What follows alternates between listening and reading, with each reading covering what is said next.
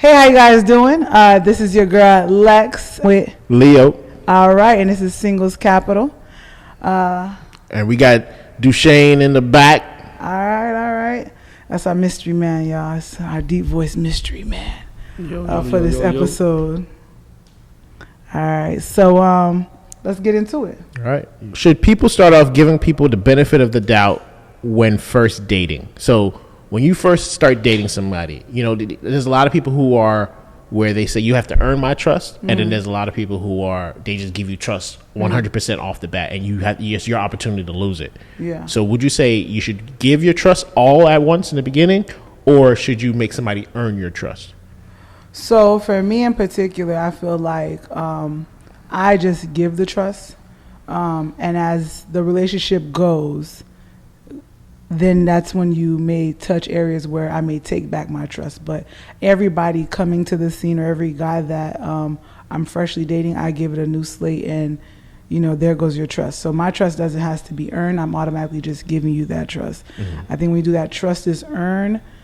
For me, I'm not saying that this is always the situation, but I think that comes with a lot of, you've been through some situations, and so you might be looking for more situation. I think I've seen that happen, but I'm not saying that's always the case. Some people just rock that way. But for me personally, I'm giving you trust. What about you?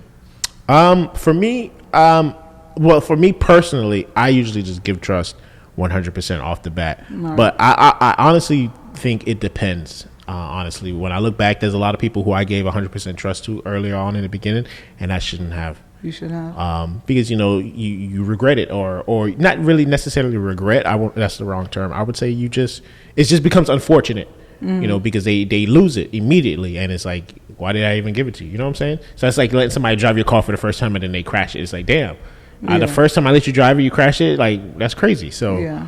I think it depends on the situation, but I do personally give my trust 100%.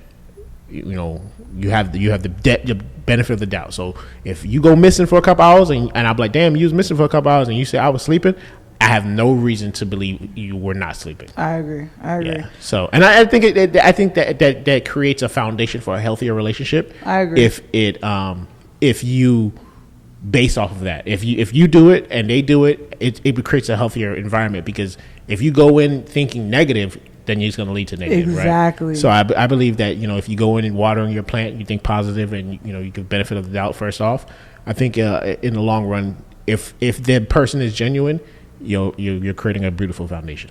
Yeah, I think the other way. That's why I said I'm not saying it doesn't work. It definitely starts off with insecurities, and then it may cause other issues. And just to get more into that, to what you were just saying, do you really feel like, I know you're saying that sometimes, because this happened to me where, I've given them trust and they shouldn't have earned it. Is it really your fault for that, or is it really their fault? Because ideally, you're still coming up as you're representing you, because I believe dating it's a learning opportunity, right? So it's really that person just cheated themselves out. It's not really you per se. I agree. I definitely agree, but I would also say that it depends on how many times, right? Yeah. How many times you want to keep giving people your trust and they screw you over. At some point, you have to realize, at this particular thing that I'm trusting you on, I shouldn't. Yeah. This particular thing I'm trusting most of these people on, and they've all done the same thing, I shouldn't. Yeah. Right? So if I keep giving out my car to people that I meet, and they keep scratching it or damaging or leaving it dirty, that's on me. Eventually, it stops becoming them, but it becomes me. So that's the same thing with any type of relationship. Regardless of what you're giving your trust on, if you keep giving your trust on something and it keeps backfiring on you, at some point it becomes... You have to accountability. You have to take accountability. I definitely agree. I think a lot of times us women, we would like to take I would say as a woman, we do take it's them, and it's like, how many times can you really say it's all these men? Eventually it's who you're selecting. You put this person may have came to you, yes, but you let them in. So it is some type of accountability after so much. It's like, okay, dang, maybe I need to adjust the way I'm picking up these guys, whether I'm picking up on them from an app or I'm picking them up off the street. Like, there's something that you need to take accountability and figure out. It's not, one and one is not matching. So one example would be, let's say if a woman was, let's say she was sleeping with men like early on, like let's say she would meet them, she'd go on like a date or two, but this is within like the first couple of weeks, and she sleep with them, and then they kind of leave her, or they start ghosting her, and then that keeps happening, reoccurring. When is she supposed to take accountability for that? I think after the first two or three times, I think you have to take some type of accountability. Now, I know men don't like to hear the back end of it, because they'll be like, oh, treat me like how you treat that one. Or, like, why are you making me wait so long? It might be because she's trying to learn from her mistakes. It might not need to be however long or durations. It's kind of whatever she feels comfortable, because she's trying to also learn herself and learn how do I meet somebody in a better light than how I've been meeting these other men. I think at times we get so caught up in looking at stuff at one way that we don't look at stuff at two sides to every story. Like, yeah, she's holding on. Maybe let me work with her to see why. You know what I'm saying? It's more like, dang, she ain't giving it up. I'm like, man, I'm done. I'm finna go to the next one. But you could have lost on a good situation, because it's just more she's been through some stuff and she's trying to approach you differently, or she thinks highly of you and she's wanting to address you in that manner. Now, there's always stuff for negotiation and conversation. That's where communication comes in. But I think that's something for both perspectives on female and men to think about. Yeah, I'm definitely not a fan of women who, the best way for me to say it is that they were promiscuous at one point, or they were less stingy with it, and then they become stingy with it, and I get it. I personally understand that you've been through some things, and you're trying to protect yourself. But then but I feel like some women, not all women, but I feel like there's sometimes where there are some who take advantage of you being patient. And they're like, oh, he's gonna be patient, so I can still do this, or I can still do that, or whatever the case may be, whatever they have in their mind. And they end up also hurting themselves in the long run, because the man is sitting here being patient and trying to be understanding, but then you're still hoping for this one that you may have lost, or you're still have this idea in your head about something else. So I think it's real difficult. It's real difficult to navigate through that, being a man or a woman. Yeah, I think my conclusion to that per se is more of just like communication. I think that's the part where we all say that we are great at communicating, but we really not are. Like we really are not. I think at that point it's just communication to see like, okay, what's stopping it? Like why we can't get there, or is it me, or is it just finding out what's the true root cause. I think when you find that out, it's easier for you to understand where they're coming from, or not, or understand what it is, so you don't waste so much time. You know what I'm saying? Like, okay, so you ain't have no reason, okay, and it's been taken, so then I understand why you want to get up and bounce. So it takes away both. Right. All right. Next topic. So let's get into it. All right, so if you meet someone with insecurities or trust issues, I guess this goes back to back. So if you meet someone with insecurities or trust issue, would you work through the requirements of their trust issue, or would you move on and suggest therapy? It depends how toxic the insecurities or trust issues is, right? Yeah. If I'm like, oh, I got to go pick up my kids, and then you're like, oh, you just automatically assume I'm going to go sleep with my kid's mother. Yeah. That's a problem. Yeah. Because you're not even giving me the benefit of the doubt, or even a slight trust to be like, oh, okay, he's going to go pick up his kids and be right back, or whatever the case may be. Like that's when it becomes toxic. I think that's when it's the problem. And if it's that severe, where I can't even leave your side, or I can't do something without you assuming or jumping to conclusions, then I would definitely suggest seek some kind of therapy or self inward journey. Yeah. But if it's just small little things where it's like if she's like, oh, I don't know, like I'm gonna go sleep over at my kid's mom's house, and because the boys are sick, and I'm gonna go sleep over there. Like that's okay, that's extreme. Like I can get why somebody wouldn't trust that. You know what I'm saying? Like, why you guys sleep over there? You know what I'm saying? Like you can go in the morning or whatever. You don't have to sleep there. You know what I'm saying? Yeah. But if it's just like, hey, I'm just gonna drop this off real quick to drop this medicine off to the boys, and it's like, oh, to my kids, and you're like, oh, well, why you gotta drop it off? Let me go with you. That's that's too much. So. Now, what if just to piggyback off this, I'll have my turn as well. But just to piggyback off this, now, what if she comes with requirements like, hey, I want to see your text between you and your baby mama, or I want to, like, the new day, like, new people now are sharing locations, like, and then I'll feel okay with it. Now you can go to her house because now you're sharing your location. Like, what if those are her requirements? Like, or I'll ask it for mine too, but.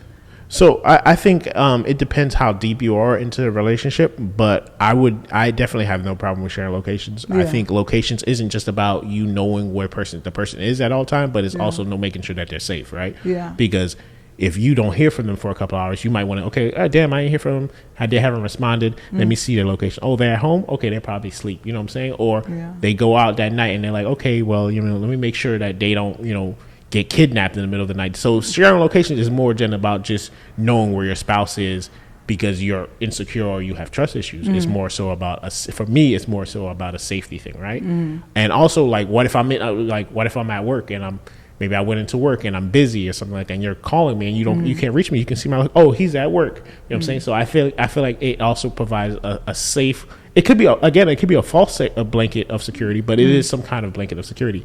Now, sharing text messages or showing text messages, I think that's invasive, right? Yeah. For me, in my opinion, I think that's super invasive when you're reading somebody's messages word for word. Now, if you're like, oh, you have the password to my phone, that's a different story. Like, you may have the password to the phone because, whatever, you got to use it or whatever the case may be. But to specifically go into take somebody's phone or whatever the case may be and specifically go through messages and read them word for word so you can read the conversation that somebody's having, I feel like that becomes extreme and you're becoming super invasive. Yeah. What about you? So for me, I'm not going to say I will let them go right away. It's all within reason, of course, right?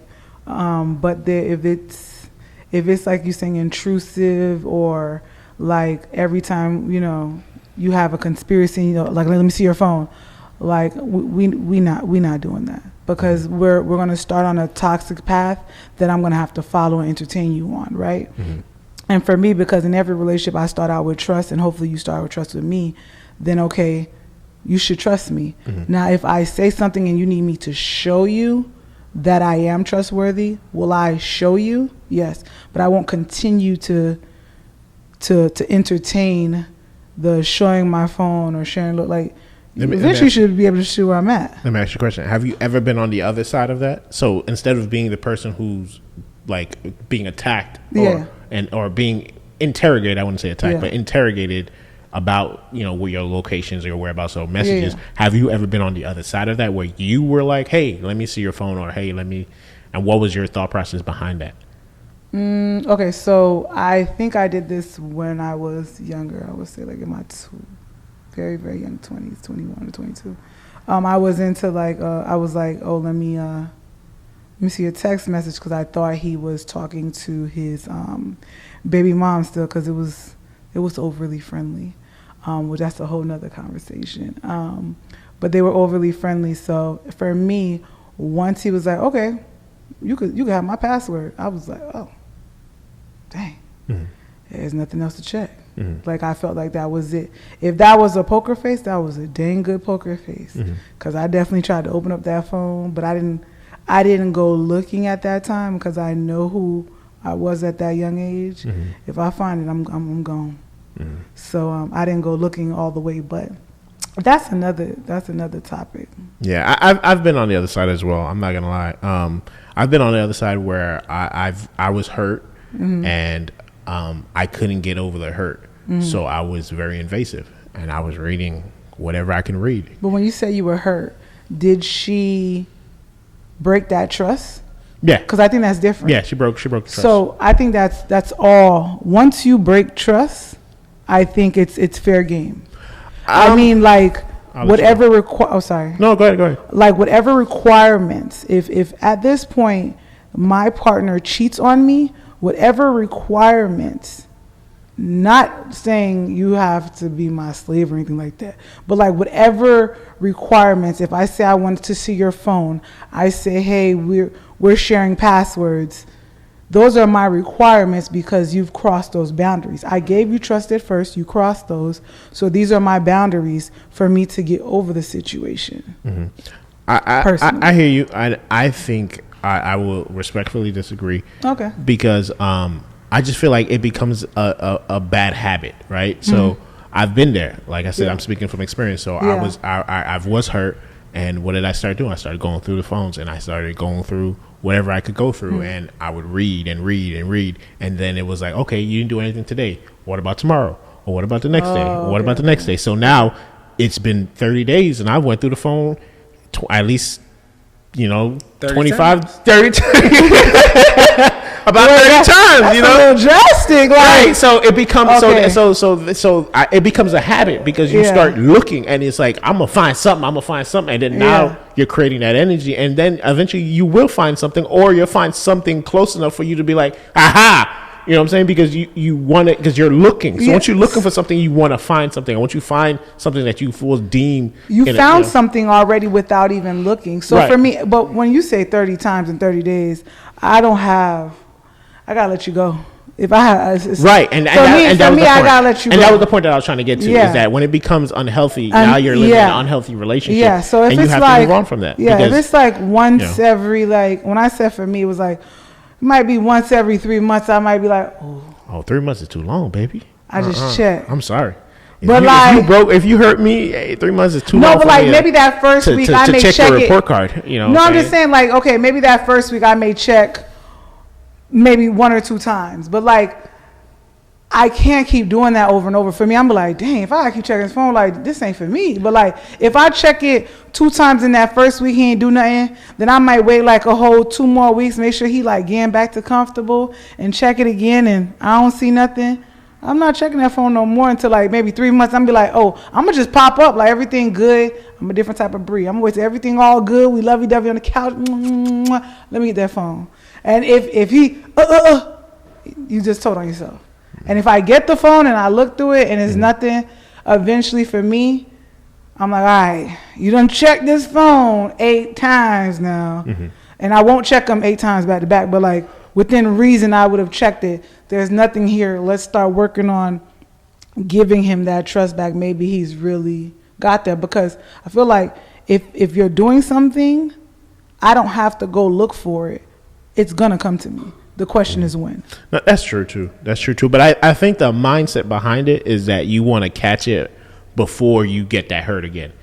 Yeah. Because you're trying to avoid being hurt again, because you were already hurt. So it's like, I don't want to continue to get hurt. So if you're still doing some messed up things, I want to be able to be like, okay, this is the reason why I'm done, and I'm leaving. But that's just the mindset. You want to catch it before it ends. So I have a question. Go ahead, mystery man. So when you say they broke your trust, like, how did they break your trust? Because the reason why I ask is because I'm trying to understand, how do they break your trust without any evidence? Because typically, I'm not as great as you guys. I'm a snoop if I need to snoop. Yep. But without the evidence, how do they break your trust? So in this particular situation, it was more so that they cheated, and they confessed to cheating. Silly girl. I mean, it was no way around it. It was no way. They did try lying in the beginning, and there was no way around it. Like, there's sometimes when you just you caught. You know what I'm saying? Nah, I have no idea what you're talking about. Nah, I mean, there's like there's times where you just like, come on, like it's no way around it. There's no way around it. Was a thingy in her mouth or something? Like, I mean, I hope not. I would hope not. I mean, in the moment you caught it. Right? Oh, in the moment, nah. It's just, I mean, I can't get around. I mean, I have to eventually stop. Things start, and just to entertain, things will start not adding up, right? And then then it's like you'll semi-catch them. Like sometimes I don't need to catch your hand in the cookie jar to know that you've been in the cookie jar. If I can see the crumbs around the cookie jar, it is what it is. I'm doing the analogy like Leo. But if I can... That was a good analogy. Yeah. Like if I can figure out and put placements and situations up together, You ain't gotta lie to me no more. All right, so let's say this, Duchesne. Let's say this. Let's say she says, I went to go, take my mother to her doctor's appointment, or I went to go drop my mother's off at whoever house, and then the next day, the mom calls you and she's like, "Oh yeah, I'm having a great time over here on the cruise ship." You know what I'm saying? Like, there's no way around that. Like, you lied to me. You lied to me about something. So what did you lie about? And then, now when you catch them on the spot, they can't come up with an excuse. So it was a situation like that. That wasn't that was an analogy, but it was something like that where you can't get around it.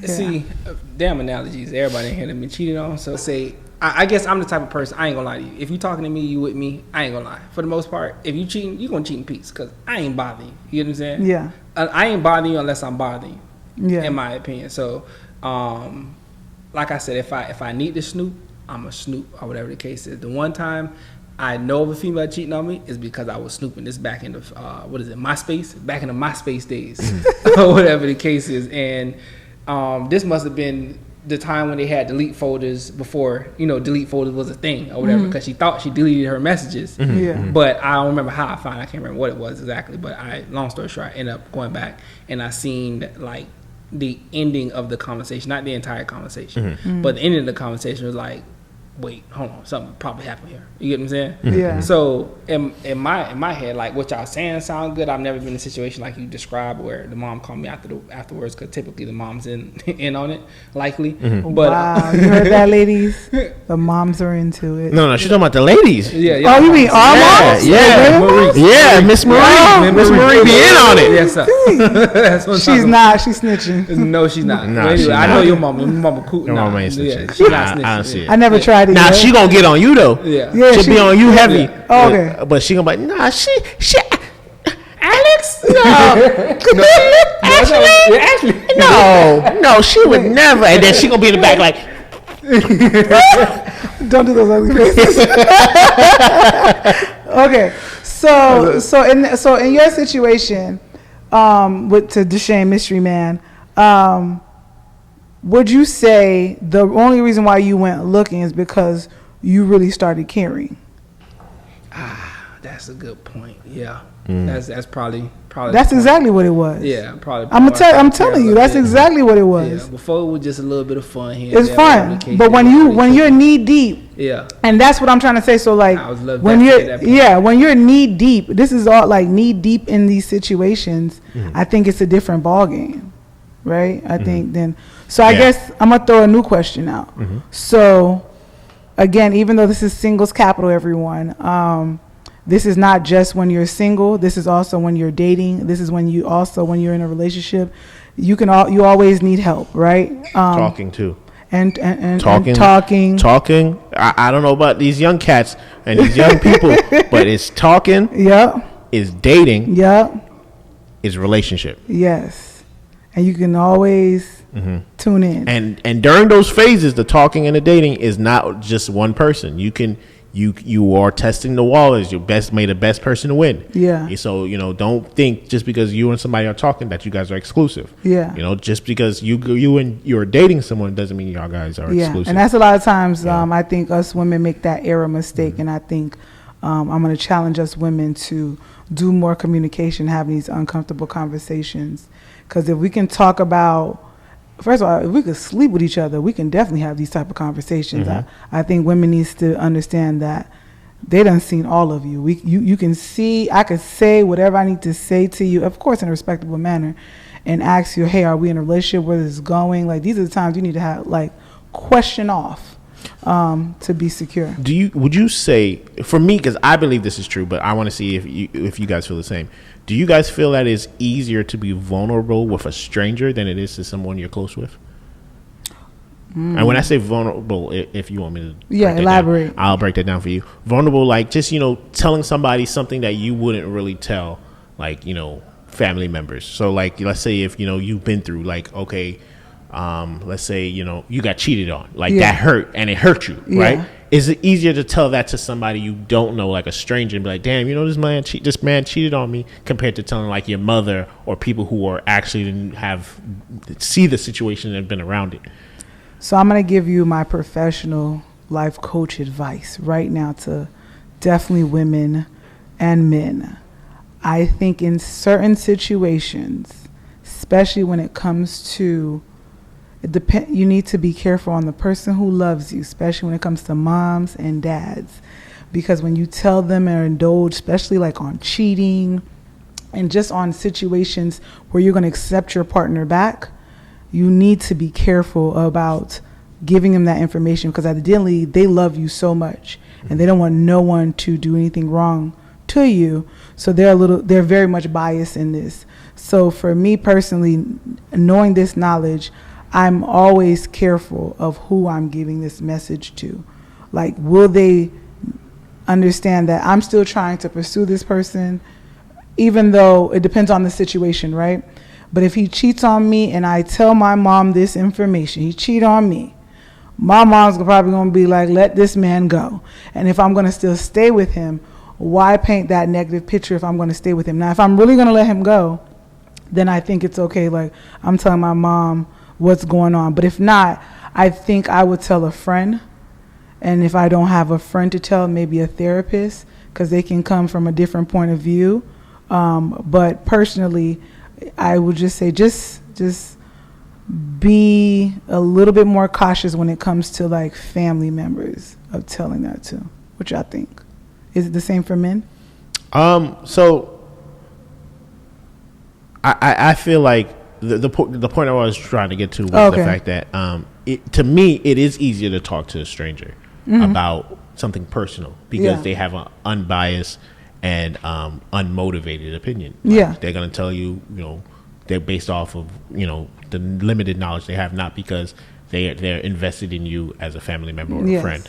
So so that's why I think therapy is a great thing, because you can talk to somebody without them actually judge you. Well, I mean, they might judge you, but they're not going to publicly judge you, hopefully, if they're that type of therapist. No. But there's laws. But then also, I do believe that at the end of the day, you're not going to go, you don't have to see them at Thanksgiving. You don't have to see them at, Christmas or any family event. So it's like, you can talk to that person and kind of be a little bit more vulnerable. For me, I feel like it'd be a little easier to be a little bit more vulnerable.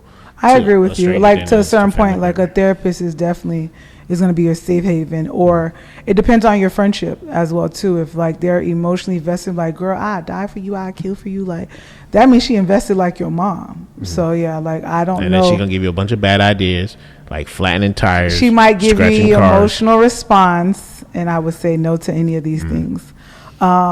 She might give you an emotional response where it might not. It might hurt your relationship, or just may hurt where you really wanted to go with the situation. So yeah, I agree with you on that one. Just definitely not the moms for me. So let me ask you a question. So when you're dating someone and you officially made them into a relationship at this point, and they were to cheat on you, does it hurt men as much as it hurts women?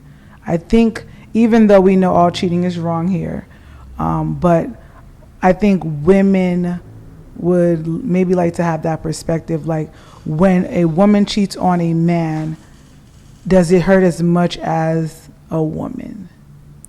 So that's difficult for me to answer, because I'm not a woman. So it's hard for me to actually know the hurt that they actually feel. Have you cheated on a woman before? Have I cheated on a woman? I wouldn't say I have, but they would say I have. The reason being is because, again, like we spoke in our in a previous episode, is if we break up, it's free game. But if we get back together, I've been times where we've broken up, and then I've done whatever, and then we got back together, and then they found out that I did whatever. They're like, "Oh, you cheated on me." Okay. I really didn't, but hey, whatever. That grace period. Yeah, that that don't exist for y'all. Nah, not for me. For others. I mean, you saw the comments though. Yeah, I'm not gonna lie. All right, so men spoke up on that, and they said there's no grace period. I appreciate you guys. Appreciate you. You and your fellow folks. Yeah, so I would say that it depends on how invested you are. I think if you're invested as much as a woman is invested, then it's gonna hurt just as much. I mean, the 2 times that I can say that I've been cheated on, it hurt and it drastically changed my life, drastically. I got hurt and I dealt with that hurt for years. Okay. I mean, I would say like over 5 years. And were you treating other women different? Treating them differently, because of the hurt. Yeah, I would say I was treating them differently in the sense of who I was, because I wasn't who I was before I got cheated on. Okay. But it changed me because I was a hard on the sleep type of guy. I was very lovey dovey, and I just wanted that one person and this and that. And then after I got cheated on, it changed me. I changed into a liar, a manipulator, all these things. These are the things that I have changed into, and I took advantage of people and stuff like that. Not as far as badly advantage, but I led them on. Yeah. So and that one hurt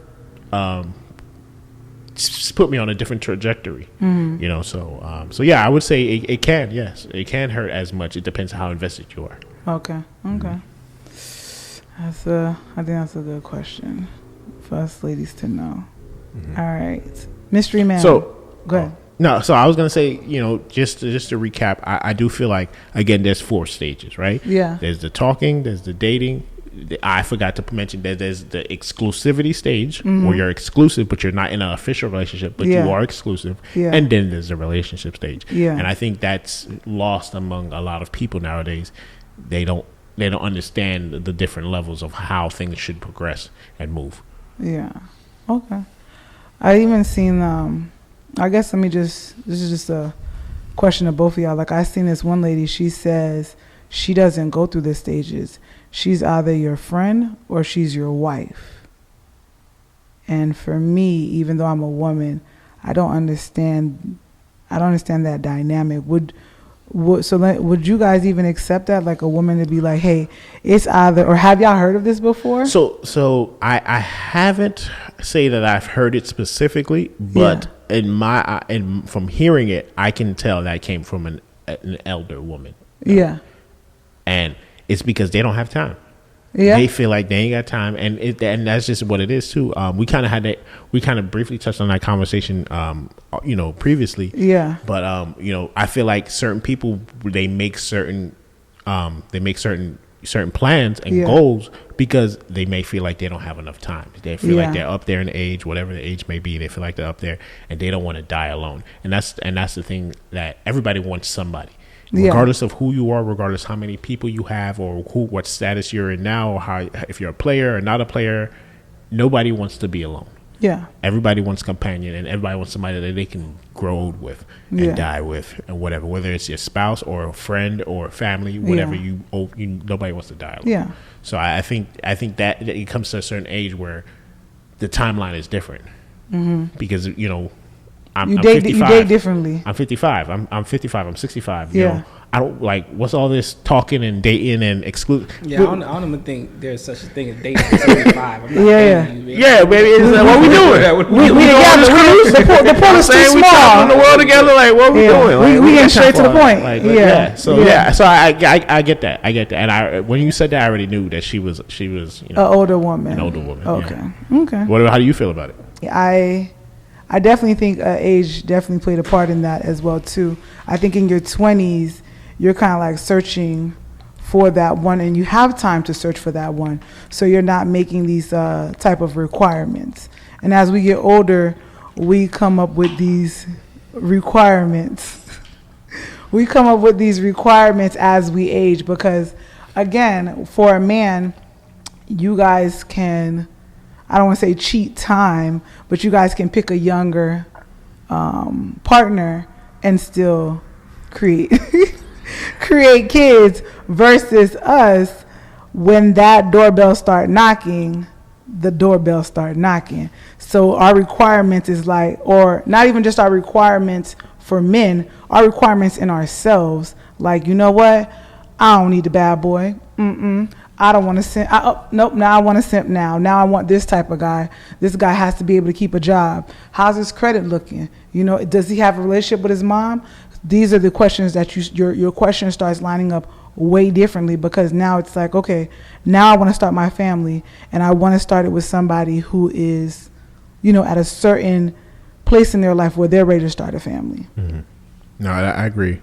But that did bring me to my next question is, how do you feel about age difference when it comes to dating? Like, I honestly, I feel like there's different brackets of gaps. That's acceptable gaps. Yeah. So if we are over 50, yeah, we could be 15 years apart. Yeah. You know what I'm saying? But if we under 30, we can't be 15 years apart. That's crazy. Yeah. You know what I'm saying? So I feel like in different brackets, there's different acceptable gaps. So what do you think are the acceptable gaps, and why? There's a two-part question. And why is the females, women, cougars, why are they more so frowned upon when they are dating somebody at a young age? So a two-part thing for me right now, right? So before, what I would say is that when I noticed someone in the 20s, when I was in my 20s, I don't think nobody was going higher than maybe 5, no more than, not even 10. Let's not even say 10. You knew some right? good girls, boy. I know a little different. No, I know. I know a little different. And then, so I'm just being honest with you. So as I got older and got to the end of my 20s to my 30s, is when I started noticing that the generation has changed. That's what I'm just to tell you, that the generation has changed on me, where the girls my age were picking way older guys now. Now they wanted stability, a person who already had a foundation, their own house, and was ready to take care of them. And then when I looked back at the women who were younger than me, they were doing the same. I'm like, wait, what happened? Like, I was in the middle. I think I'm in that middle era of like, it wasn't like this to now it's like they can be 18 and they over there looking for like a 30-year-old. Like, baby, I think you just weren't paying attention, baby. That's what I think. You think I wasn't paying attention? I think you weren't paying attention. Oh. At least for me, I remember I was in, high school, and girls getting picked up after school by dudes or whatever the case is, and they got nice cars. That was me, but that was 5 years apart. Huh? It was like a 5-year difference. It wasn't like a 15-year difference. Yeah, 5 years. 5 years is It's a big time when you're difference. 18. No, at 18? What are we talking about? No, you said in high school. Yeah. So that means they were at least 17, 18, and they were getting picked up by dudes that was 30. 23? Yeah. There was 30? Yeah, that's 5 years apart. 30. 30? 30, yeah. Oh, damn. Yeah, I didn't experience that. I never see that. That's what I'm saying. It was like 5 years, 7 years, the most I've seen. I've seen the most. 7 years is it's a little stretching. But it was 5 I've years. seen 7 years. Yeah, I've seen. But if you said 17, 25-year-olds, I ain't seen no 30. That's crazy. That's that pedophilia a little bit. Yeah. Sorry, I said that out loud, but that's just my truth. And I'm gonna speak my truth. Nah, I feel you. Yeah. So that's what I'm saying. So when I felt like I looked back at it, but it looked like it was going, my bad. I want to, you had it the whole time. Yeah. So what about, so you? So the second part question was, why is women, when they date down, is frowned upon? Because you brought up, we did bring up, was it this? We spoke earlier on Drea. Yeah. Right? And how she's dating down, but not only is she dating down, but she's now expecting a child, right? Yeah. Why is that frowned upon? I think it's because as a woman, that could have been, at some certain ages, that could be kind of like your son. I mean, they are the same age. Your son. Mm-hmm. Then her son and him.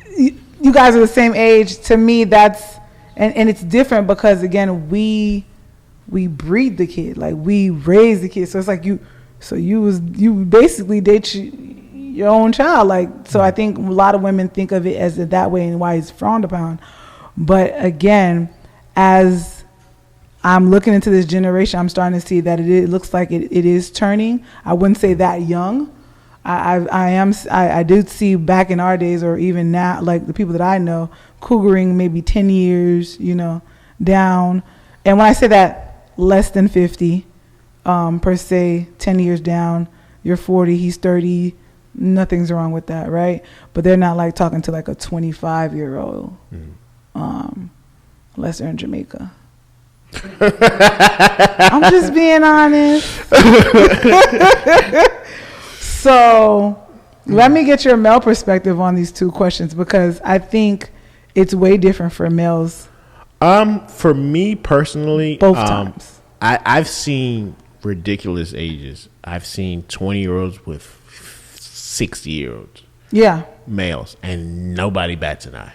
I think a lot of men was holding that secret from me, because as I went on this journey and trying to learn men and trying to understand men, a lot of men has told me the same thing. Like 18, they were bagging 30-year-olds and oh, above. you talking about men? Oh, young men? No, yeah. I was talking about young women. Young women and older men. Okay. I haven't seen a lot of a age gap when it comes to younger men and older women. I've experienced 12 years. I've dated somebody who was 12 years older than me, and she had a child that was like 3 years younger than me. Mm-hmm.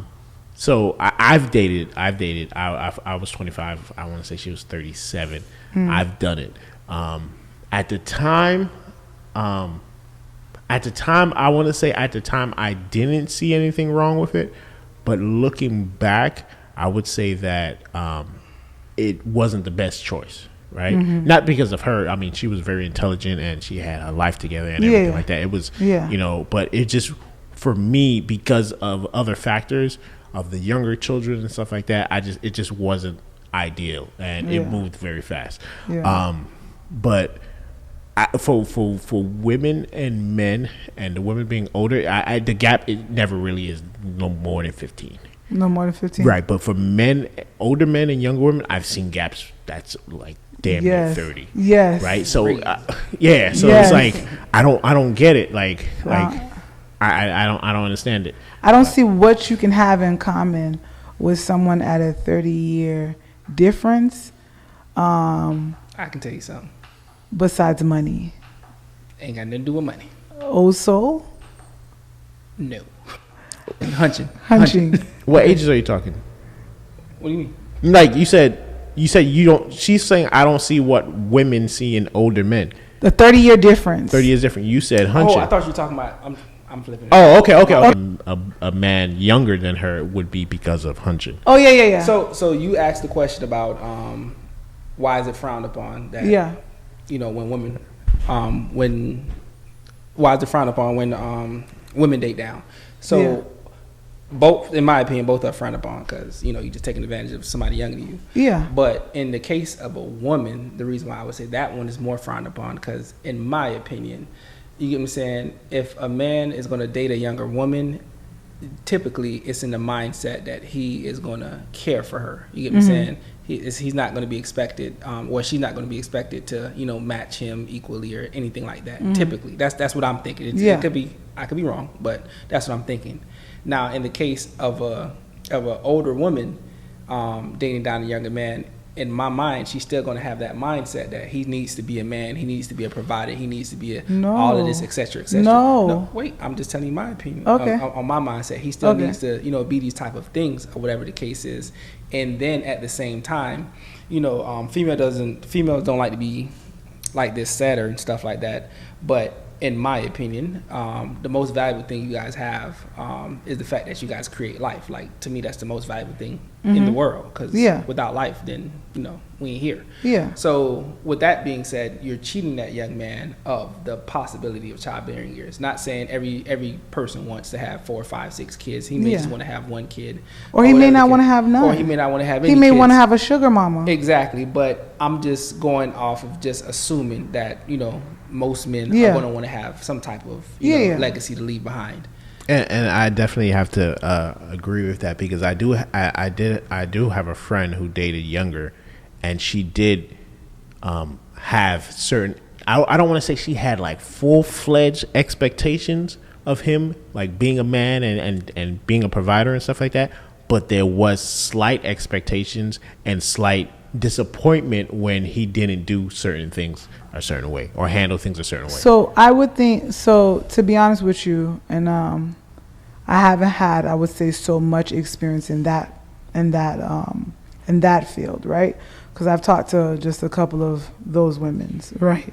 But let's just say, from what I get from it, it's not that they're looking for him to be a breadwinner anymore.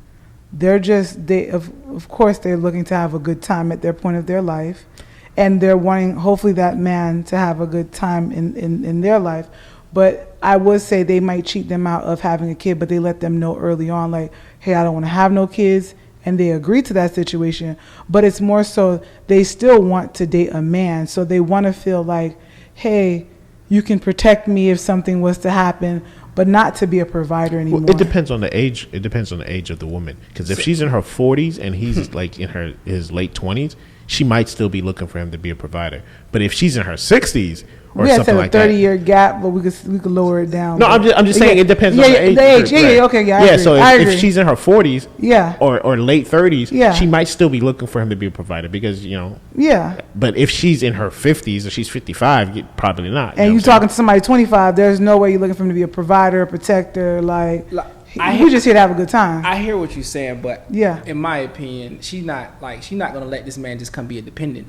You're not gonna come in and have sex with me and also be a dependent. You understand what I'm saying? You have to at least be able to provide for yourself. You understand what I'm saying?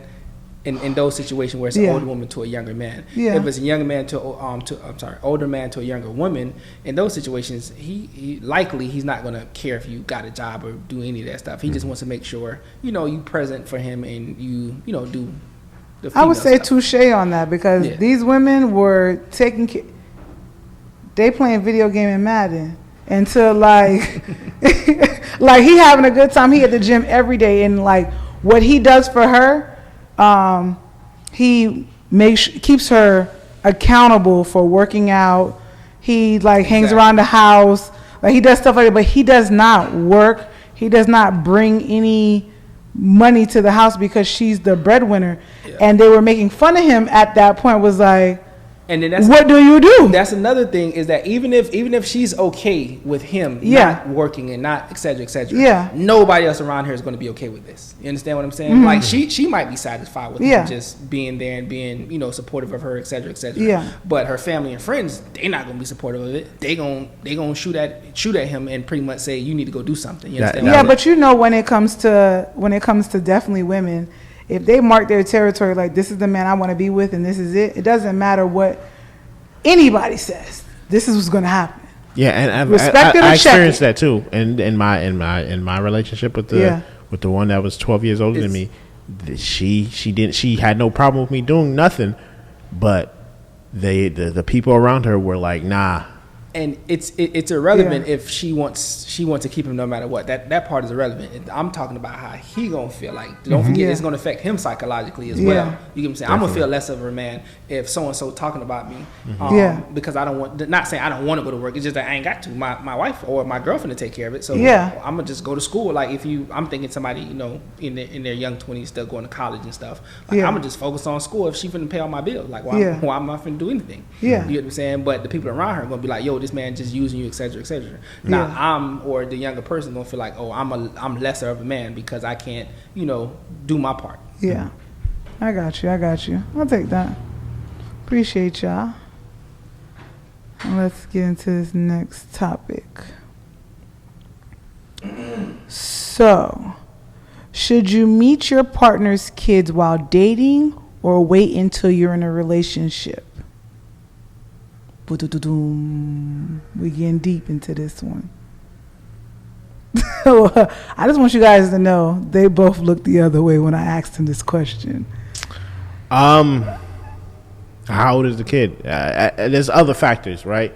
I do think that it should be relationship. It should be a relationship when you're in a committed relationship. It shouldn't be dating. But then it also, again, how old is the kid, right? If the kid is 17, 18, either or doesn't change anything. It's right? It's a grown. Yeah, okay. Your kid is legally adult, but then he or she has enough consciousness to be like, okay, dad is dating or whatever. But if the kid is 3 months, you know, anywhere between like 6 months, 7 months, 8 months, 12 months. You know what I'm saying? You know, ain't nobody to me. Definitely, yeah. Like what, you know? And then if the kid is 3, 4, 5, 6, 7, you know, let's go all the way to, I would say maybe 14. Like, you know, it depends. Like, but I think a relationship, it should be a relationship regardless. Now, when in the relationship is also a different story. Like, we can dive deeper into that. But I'll let Duchesne go ahead. For me, honestly, I really didn't even think about it until you just asked. But at this point, because at this point, you know, my kids are older; they're teenagers. So, like, if I'm talking to somebody or meet somebody and whatever the case is, and I want to bring around my kids, I'm fine with it, because at the end of the day, it's either they're gonna like you or not like you. They know their moms. They love their moms. They have that relationship. Yeah, ain't nobody gonna test that or nothing like that. You get what I'm saying? Because I'm thinking, like Leo just said, if my kids are younger, you know, the more impressionable ages of infancy all the way up until, you know, 11, 12, 13 years old. Yeah. You know, those are the ages where I think you might want to slow down and not rush into letting your new person meet your kids. You get what I'm saying? But like Leo said, once they get a little older, for the most part, your kids probably going to, you know. So would you say, would you also back up Leo when you said you'll wait to the point when you're in a relationship? Not necessarily. Or it could be dating for you. You're fine with that too, because now they're teenagers. Yeah, okay. Exactly. And then my kids are older again, so they might be running with me. You know, I might, you know, I have to go run an errand or go do something, whatever the case. I'm not. You're not dropping them off. Exactly. Like, come on, we finna go do this. You get me saying? I can take them to, you know, not saying I'm going to a bar, but you know, like a Fridays or whatever. I want to go hang out with the girl, and I want to bring my kids along. Then you know, it is what it is. Like, but I have done the opposite too. I was dating. And I did bring my kids, who were about 7 months, around the person I was dating. And the only reason I felt like I had no problem, because if it didn't work out, which it didn't, the kids ain't gonna remember you. Like, like what? It didn't really affect them at all. Yeah. So like, you know, so that would be my other thing. But you know, obviously that caused friction between me and the kid's mother and stuff like that, and it became a whole thing. But outside of that, you know.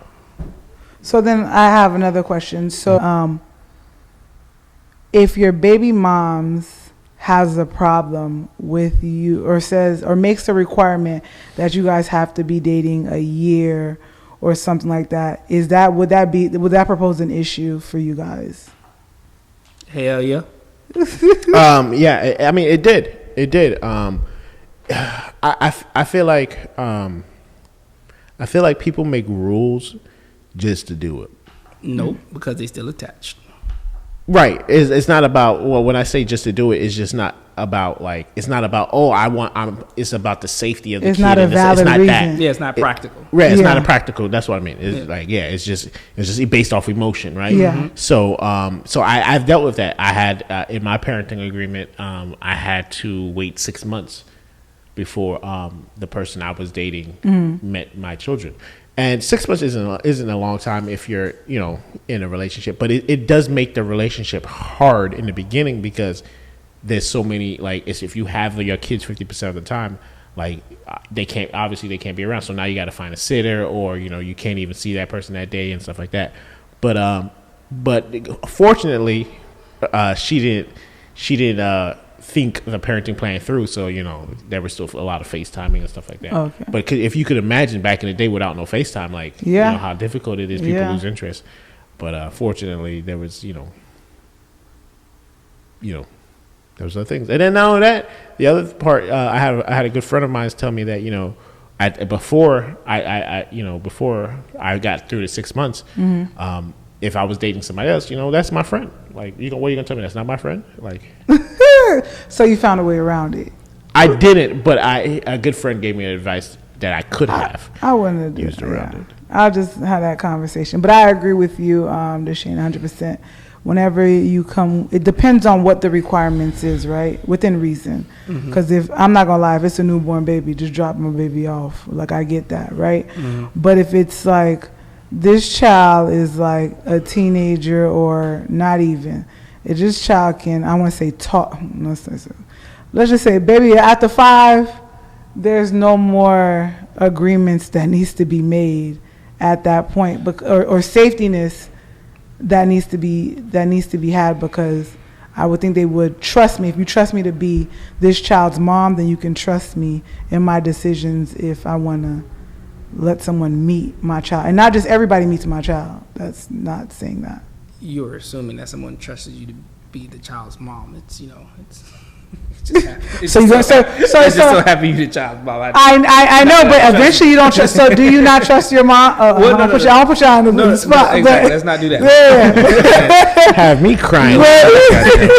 But what? Okay. Has there been a guy or just a scenario where you think that the mother was not trustworthy? No. That's not what I'm saying. So the point I was going to make is that personally, in my opinion, it's the only thing that would necessarily matter to me is if the person that my child's mother, my baby mama, is dating, if they're gonna be staying there, or staying the night at her house, because I got girls. Yeah, you get what I'm saying. So my concern is always going to be for my girls' some safety when it comes to that. But at the end of the day, if they want to talk to anybody, if they want to date anybody, you get what I'm saying. Yeah. I'm not placing, like, first of all, honestly, it's none of my business. I don't give a damn what y'all doing. You know what I'm saying. Second of all, but if she was in a relationship and she wants, or like she moves to that situation, it's like, hey, yeah, he's spending nights over here now. Like, you don't want to. That's what I'm saying. That's what I'm saying. That's what they would have to let me know. That's what they have to inform me of. Hey, I think so and so we finna move to a different state, so he's gonna be spending the night here. He's gonna be sleeping over, etc., etc. You know what I'm saying? That kind of stuff you gotta let me know, because as a father, and I'm real protective. Yeah, I'm pulling up on my kids anytime, any point. Yeah, I don't care who you with. Yeah, you know what I'm saying, when it comes to my kids. And personally, honestly, me and my kids' mom, in my opinion, have a really great relationship compared to other people. I've seen. Or whatever the case is.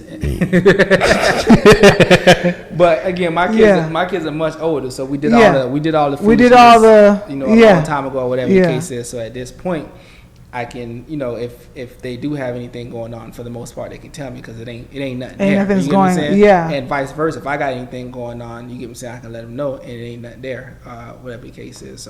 So the moral of this is if there's so many requirements, it's because something's there. There's still feelings or some attachment there. It's a form of control. And the messed up thing is, I can't speak on females' behalf, but I can speak on men's behalf.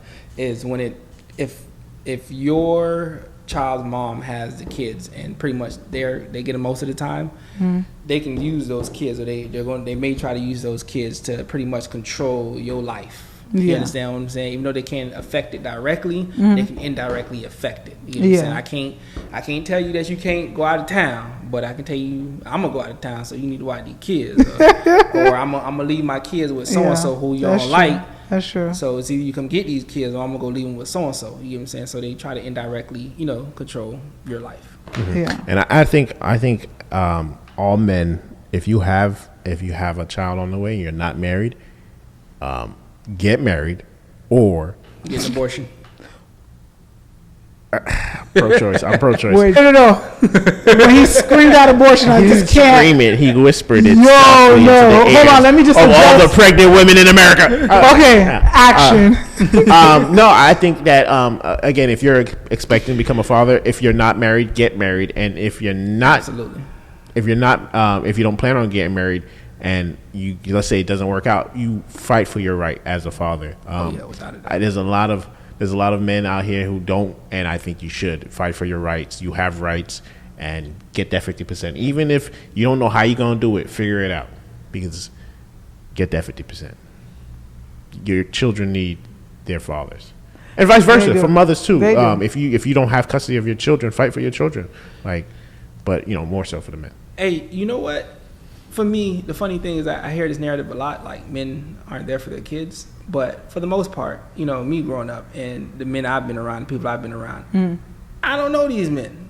Most of the men I know, they try to be there for their kids. You get what I'm saying? And for the men that I see that are not involved in their kids' life as much, most of the time is because it's not necessarily the kid is the issue. It's the they mother. just don't want to deal with the mom. Correct. And that goes on for so long where it's like out of sight, out of mind. Like I wasn't around the kid when it was growing up. Now the kid's 13, 14, or whatever the case is. And if I do try to pop up on a kid, they really don't show no interest in me because, why would they at this point? So it's like, I'm letting them do them and I'm going to do me. But for the most part, most of the men, like I said, I've known, like, especially like my friends, my homeboys, dudes I grew up with, or whatever the case is. I'm not finna say that they're 100% in their kids' life. They there at every event and nothing crazy like that. Like, ain't nobody out here perfect. Yeah. But where I can say, like, they not involved at all. They ain't got nothing going on. They not trying to support them. They not trying to be there. They're not trying to watch their kids and stuff like that. I don't know these guys. I don't know this. Well, I was more so talking to the ones who have to deal with the mother who's not allowing them to be around. No, I see that. That's more my point. I agree. I've most of the time, if it isn't that issue where the mother's like keeping them away, most of the time the men are around. Yeah, I haven't experienced that either, where men aren't around their kids, or at least trying to be around their kids.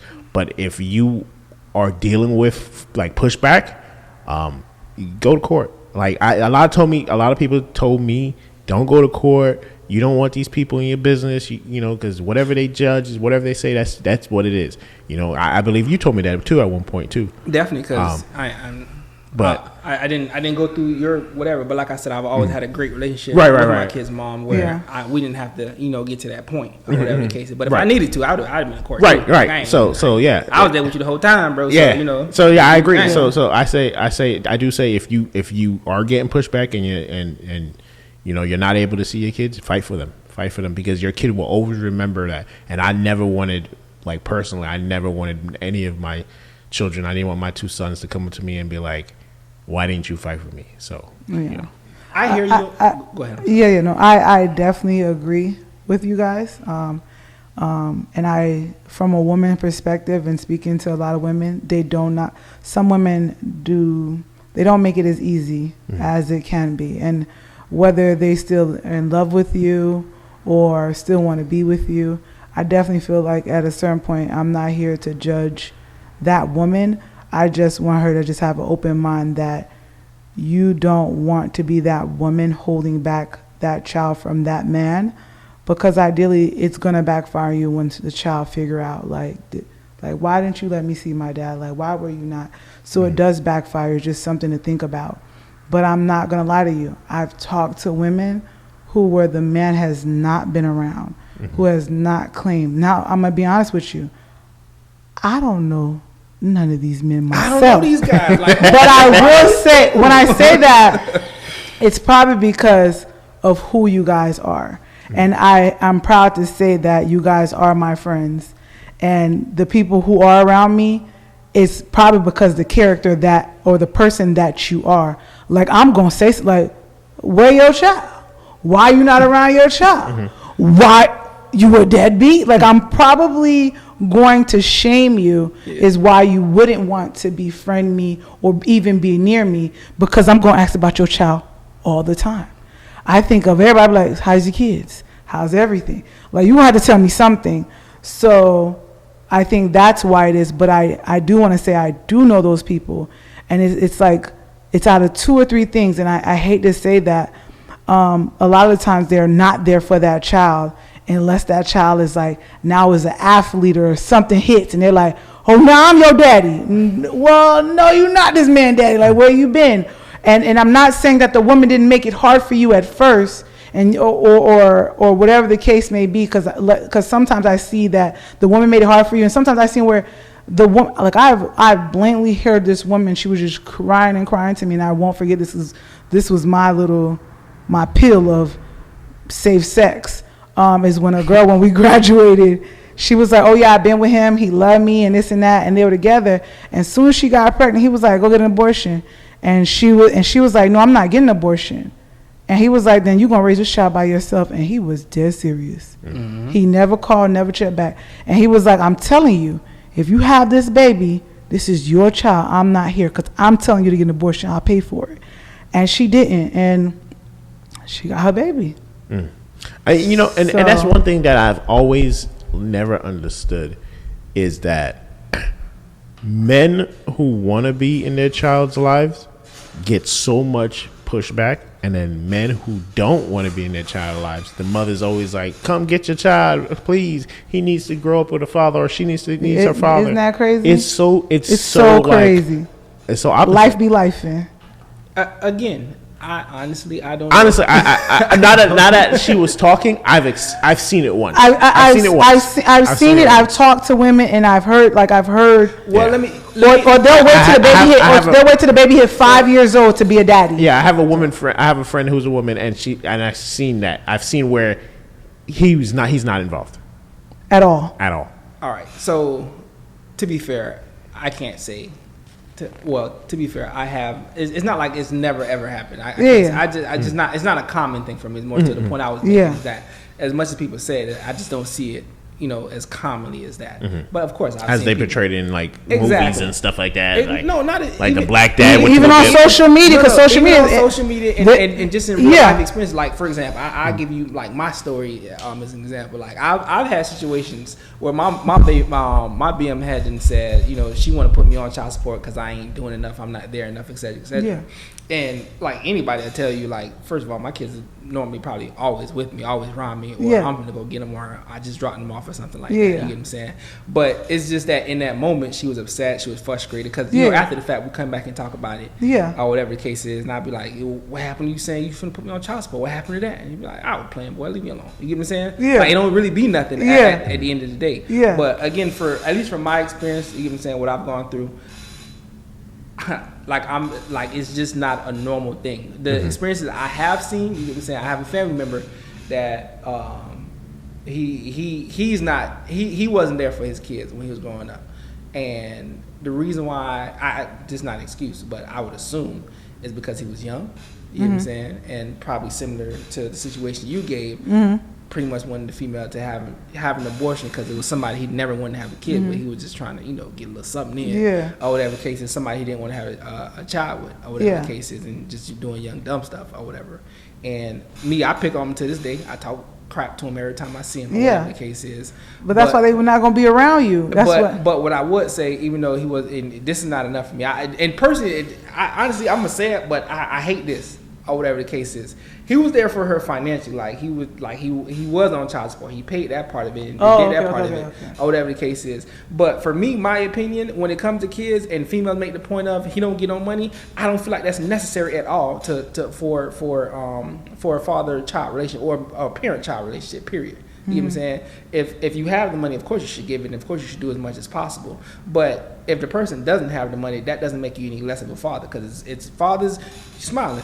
It's fathers in third world countries right now that ain't got a job, that ain't never worked a day in their life, and they struggling every day to make it, and they kids love the hell out of them. You understand what I'm saying? So the money you have doesn't make you a good father. The amount of money you give it just makes it life easier for the female. Females love money. However they can get it, they're gonna get it, or whatever the case is. But at the end of the day, I'm not saying it's okay not to give your kids mama money if you have it, or if they need it, whatever the case is. I'm just saying that is not the thing that is like makes you a good father, is how much money you get. I agree with you. And the reason why I'm saying this, why I'm saying it, just speaking from experience, not to go too much in my business, but I have a very older father. You understand what I'm saying? My dad had me at 50. Damn. My dad had me at 50. He was never he was never necessarily a financially stable person, or whatever the case is. But when I said somebody was there for me and was always gonna be there for me, or at least be able to have some type of communication, with me, because I was born in Jamaica. My mom came up here.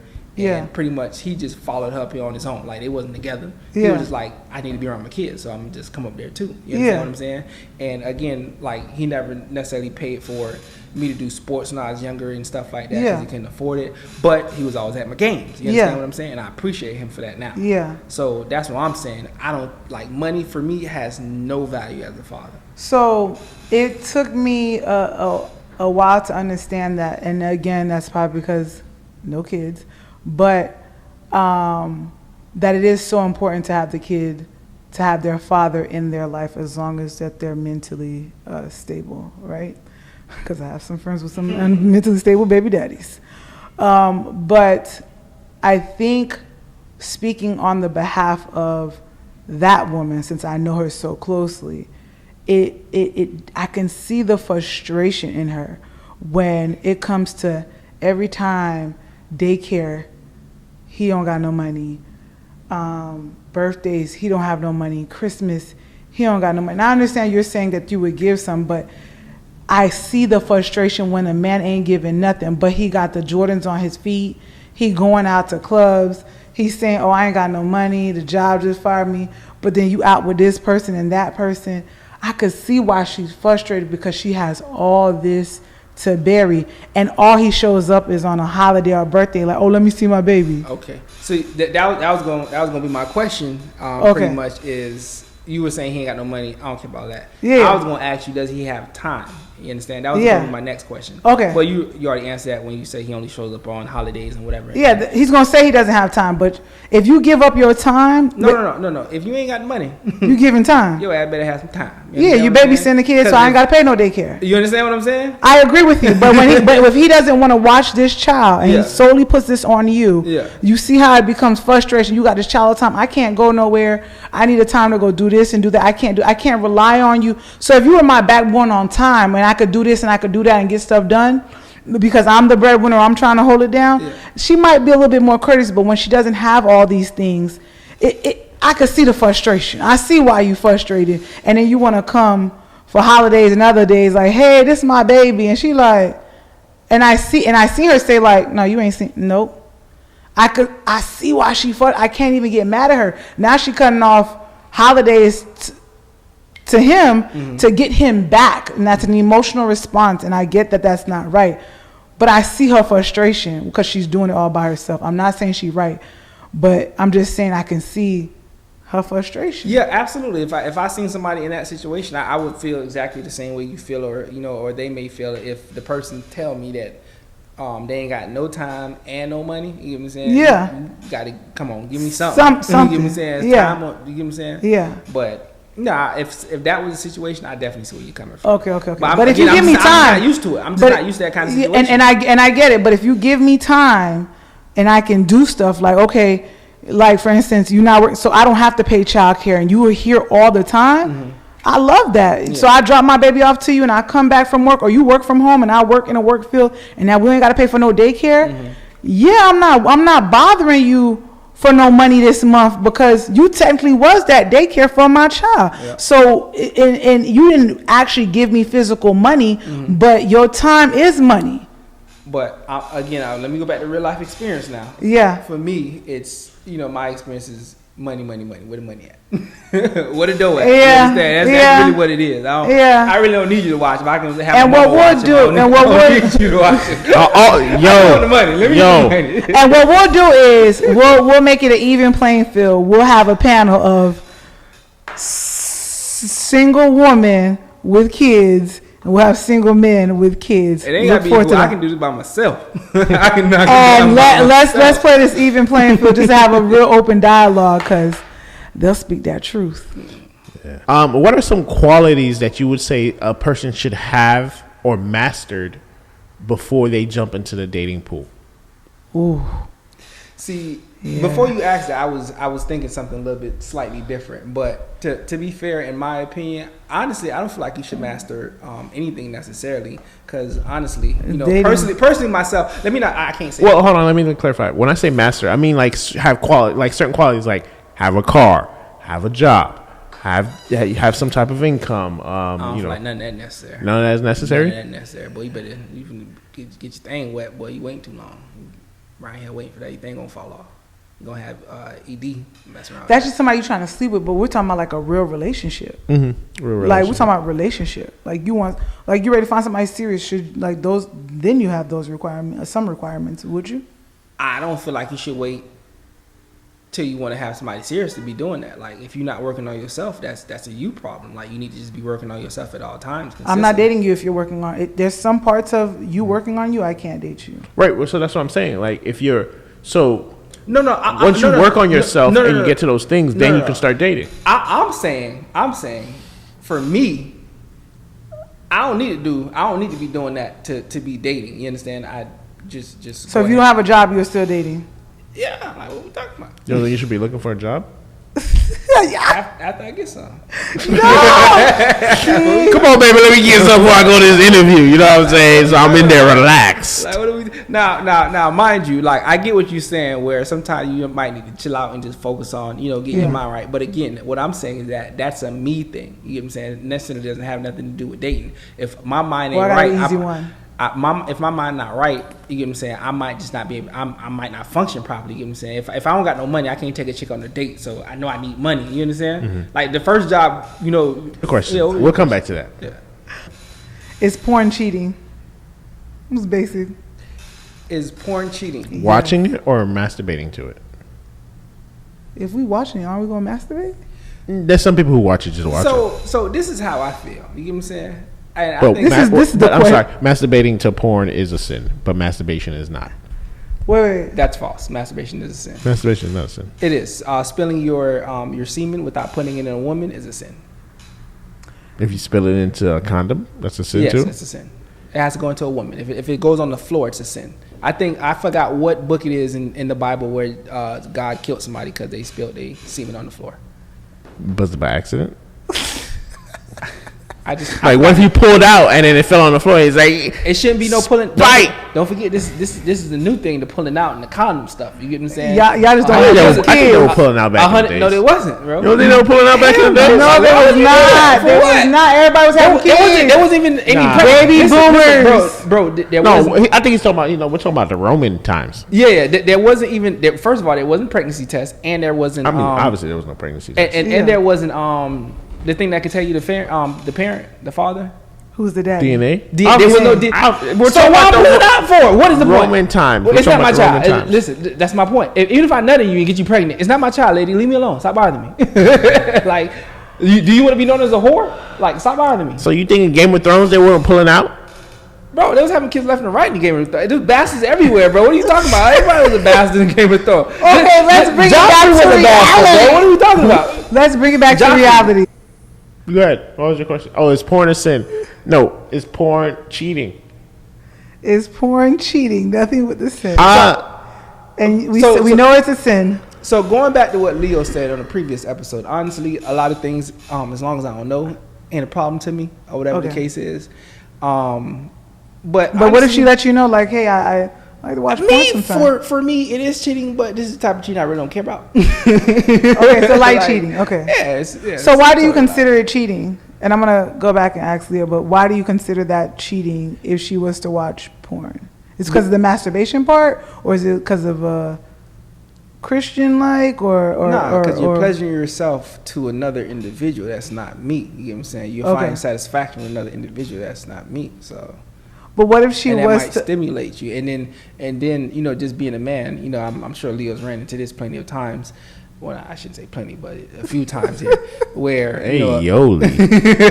where a female might say, they're not up for sex, pretty much. They so now that took your chance out. So that would you get what I'm saying? So that is cheating because it's cheating you out of exactly. Okay, I can see that. I think we can all see that, right, women? We can see that. Exactly. That's So if it doesn't teach you out a good time, I can see the visual part. I can see. So what if it's done? It's not cheating if it's done together, of course, because you know about it and you're watching. It's just if they were doing it by themselves. As long as you don't cheat me out of nut. If if I can nut while you nut, then we good. Then you're good. But that's still so you consider cheating a little bit. If you nut by yourself, you just cheated me. Yeah, but what if you still get that nut? Oh, you coming to me after? Yeah. Oh, that's wild. She's coming to give you some top.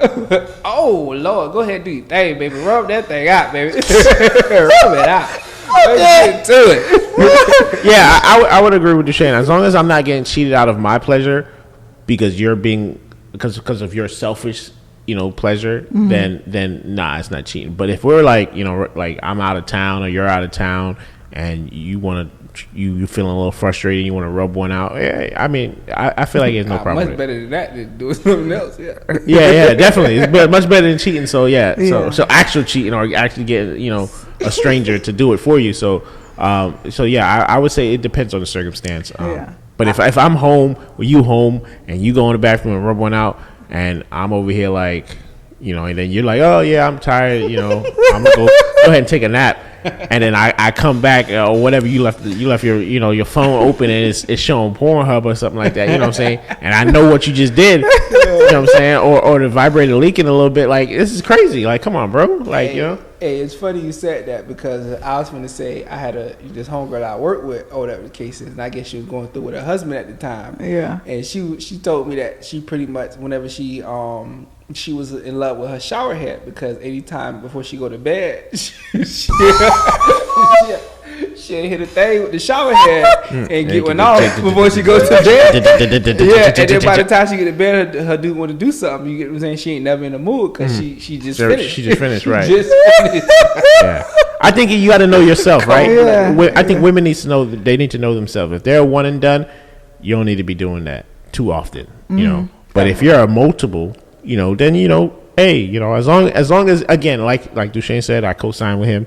As long as you're not cheating me out of my nut, we good. Okay. So what about you? So for me, it is not. For me, I don't think of it as cheating. Of course you don't, because you probably don't want to help this dude get his nut off. You over here just being lazy. No, not You got to use the rose anyway. No, because early on I had conversations with someone where they lost the whole relationship to porn. I was just like, what? To porn? Well, so go ahead. I just want to add one more thing too. It depends too what you watching. Like, shit, I was even thinking about it. Like, I'm light skinned. If you watch it, if I see a search thing say dark, hey, that's a problem for me. You with me, I'm light skinned, and you watching a bunch of dark niggas. So they have to match your. If you're watching light skinned nigga with dreads, hey, I might be like, okay, I'm her type or whatever. But I still might feel a little type of way because you might be thinking that's me or whatever, or I'm him or whatever. You might be using that imagination. But I do feel like if you're watching something that's completely opposite of me, I feel like that might be a problem for me as well. I don't think that'll be a problem. I might, some things might be a problem, to be honest. Some things, now you're thinking about it more, but not that necessarily. Like what? I don't know. Animals? Absolutely. Absolutely. That's the perfect example. Absolutely. What are you doing, man? That's wild, man. Absolutely. Or okay, what if you walk into the room and she has something. You guys have not talked about this, because a lot of people, they don't have these conversations when dating. Like, we don't talk about like what's our kinks and stuff like that. We just talk about what we want y'all to do to us and what we're gonna do to you. But like, we don't talk about like let me tell you what I be doing, right? So what if you haven't had this conversation, you just met her, and then you walk into the room and you seeing this thing she like to be gagged and all this extra stuff, bondage. Are you like, baby, we need to try this?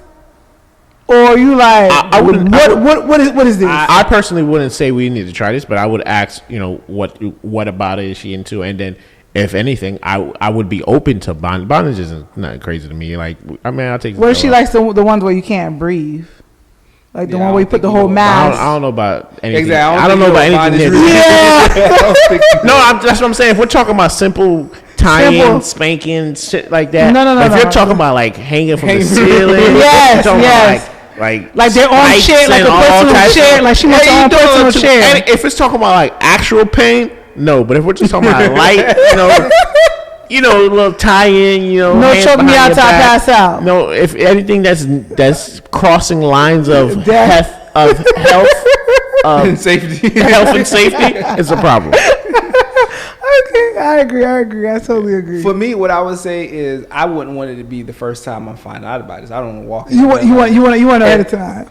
Yeah, if she tells me or whatever case, give me time to decompress it and think about it, whatever the case is, then I'll probably be more open to it. Like you were saying, but if I walk into it, baby, what are you doing? I know you guys say women want to know, but I'm that woman that want to know. Tell me what I'm about to get into, and I'm okay. You walk in and she's all like tied up waiting for you, or she got one of the big ass deals. Which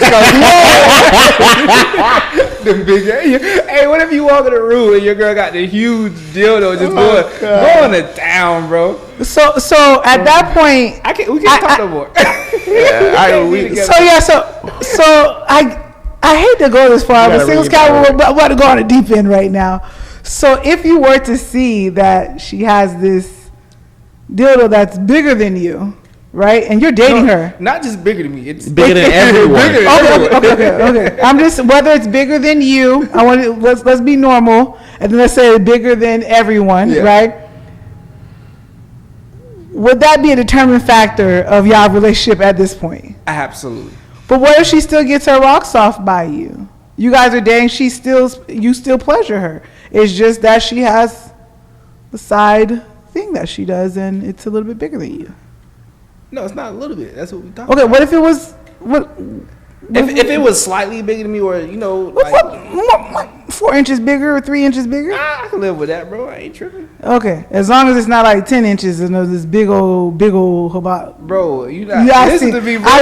You see my hands, bro? Like, what we talking They can't see your hands. He's doing hand motions. You see my hands. He's doing hand motions like this big and like this wide. Yeah, I don't think it would be a problem, but I'm the type of person that suggests, like, let's just get a mold of me. She don't want your little shit. Nice, brother. She don't want your little shit. She got the big monster. Yeah, I mean, it is what it is. Okay. I mean, are you okay with pussy pockets? Pocket pussy. Yeah. The fact that he knew the name. Okay, yes. I'm fine with it. You okay with the one that? I seen that one. With the phone holder. I agree with you guys. As long as it doesn't cheat me out my situations, I'm okay with it. Of course, there's some kinky. You gotta be careful with how kinky you getting. For me, because I'm straight, I don't want to have no male porn when I get in there. But like, if it's within reason and he got a celebrity toy, or he got a toy, like, okay. Let me ask you a question. Yeah. We going off? We still on the deep end. We gotta come back eventually. Let's say y'all do your thing. Mm-hmm. You get off. He don't get off, and then he go use. Oh no. You okay with that? No. I mean, but you got your off. You got your rocks off though. Wait, I got another question. You said no. Damn, I don't want to hear it. Wait. Go ahead. So you're telling me we done did our thing, and then he goes in there and finish off. You need to teach me what this. No, I need to learn some things. So you ain't never go play with yourself after? Cause I don't really want to hurt people's feelings. Come on now, bro. What are you talking about right now? We gonna bleep that one out, Mom. That's that double standard right there. Double standard right there. But what I have to say now, honestly, I've had people where it's like, okay, no, I gotta show you, I gotta teach you, I gotta show you, because I can't keep living like this. Like, it becomes enough where like you become frustrated. Like, I shouldn't have to go through these measurements. Like, you should be able to, and that's probably because I've had that where someone's able to handle the measurements. So it's like, you got to make sure you finish the whole thing. And just like I think any woman or any man wants you to finish the whole thing. The whole thing. I hear you. That sounds good. But at the end of the day, sometimes it just, this ain't sometimes better than not be a lot of times. But sometimes, yeah. You got to resort to other things. But like, overall, if the thing is, if she's willing and she's there, why did you just get up and go? I think you're going to make her feel some type of way. Can you live with one and not the other? Can you live with great head and bad sex, or bad sex or great sex and bad head? That is a good question. We should put that in the next episode. All right, while we was on the deep end, we're about to use that on that next episode. I want to say thank you guys for joining. Please follow, subscribe. Please give us comments. We love your feedback. And thank you so much for supporting us. This is Singles Caps with Lex and Leo and Duchesne. Mystery Man. All right.